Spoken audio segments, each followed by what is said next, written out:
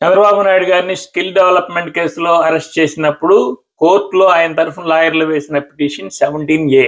అంటే ఒక ప్రజాప్రతినిధిని గవర్నర్ అనుమతి లేకుండా గతంలో ముఖ్యమంత్రిగా చేసి పెద్ద హోదాలో ప్రతిపక్ష నాయకుడు హోదాలో ఉన్న వ్యక్తిని గవర్నర్ అనుమతి లేకుండా అరెస్ట్ చేయడం కరెక్ట్ కాదు రాజ్యాంగం ప్రకారం అని చెప్పి వేశారు. అది 17A అనేది ఈ కేసుకు వర్తిస్తుందా లేదా అనేది విచారణ జరిగింది. జస్టిస్ అనిరుద్ధ బోసు, బేలా త్రివేది ధర్మాసనం అనేది ఈ కేసును విచారించింది.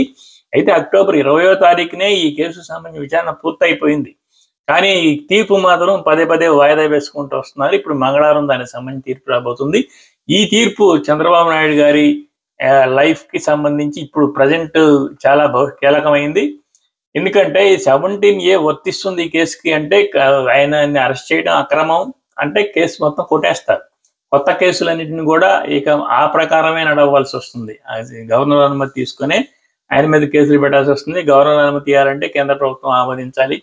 కేంద్ర ప్రభుత్వం ఆమోదించిందంటే బీజేపీ వాళ్ళకి బ్యాడ్ నేమ్ వస్తుంది. సో ఇదంతా పెద్ద తతంగం. కనుక 17A ఈ కేసుకు వర్తిస్తుంది కనుక ఆయన్ని అరెస్ట్ చేయడం అక్రమం అని చెప్పి తేల్చేశారంటే ఆయన పూర్తిగా రిలీఫ్ అయిపోయినట్టే.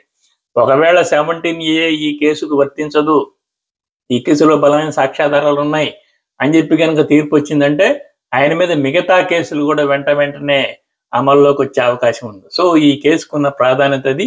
ఈ తీర్పు మంగళవారం రాబోతుంది. ఏం జరుగుతుందో చూద్దాం.